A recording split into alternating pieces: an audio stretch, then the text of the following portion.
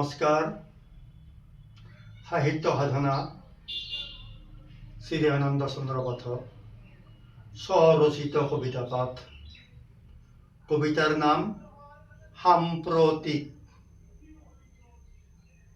সাম্প্ৰতিক কবি শ্ৰী দয়ানন্দ চন্দ্ৰ পাঠ।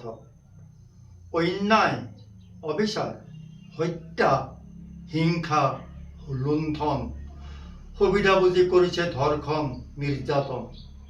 কেওফালে অশান্ত, নাই যে শান্ত, সুবিধাবাদী লৈছে হৈ সাধু মহন্ত। ধনীয়ে কৰিছে দুখীয়া শোষণ, বলিয়ে নিৰ্বলীৰ ওপৰত টাঙন। নেতাই পালি নেতাক লৈ জনতাক ঠগন, পুৰুষে চলায় নাৰীক কত নিৰ্যাতন।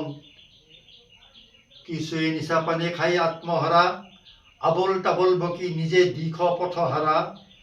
কি আছে কি নাই ঘৰত কিবা কিবি, জিৰণি চৰতে নিশা সকলো পাহৰি।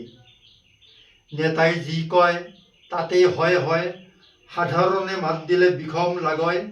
মই যি কম যি কৰোঁ সকলোৱে মানা, নহ'লে অকাৰণত লাগিব জেঙা। নিজ অভিসন্ধি সাজি কৰে কাম, স্বাৰ্থ সিদ্ধি হয় পূৰ্ণ মনস্কাম। পালি নেতাৰ সমৰ্থনত দিব ৰায় দান, অসন্তোষ মানে সবে জনায় সন্মান। বাদ প্ৰতিবাদ নকৰে কোনেও ভয়ত, চুপচাপ বহি থাকে সংখ্যা বঢ়াই মেলত।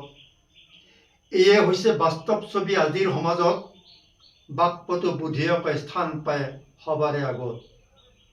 কিছুৱে বিনা কষ্টই ধন ঘটিব খোজে, সুবিধা বুজি পথিকক আক্ৰমণ কৰে।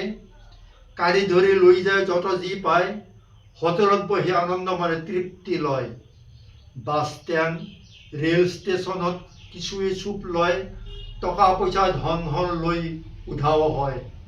কি বিষম জঞ্জাল, নাই একো শান্তি, দেখো সকলোতে মাথো কেৱল অশান্তি। সাধুৰ বেশত ঘূৰি ফুৰে দেখুৱাই সন্ত, বেশ ভোষাত দেখিব এজন সন্ত মহন্ত। সুবিধা বুজি হৰিব সকলো সম্পত্তি, কান্দিব লাগিব হৈ বিলাই বিপত্তি। কি যে বিচিত্ৰময় এই ধৰণী, কি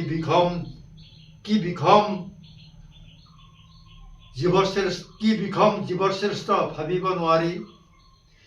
সেয়ে ভাবি গুণি সাৱধানে খোজ থবা, নহ'লে মিলিব জীৱনত ভীষণ সমস্যা। সমাপ্ত।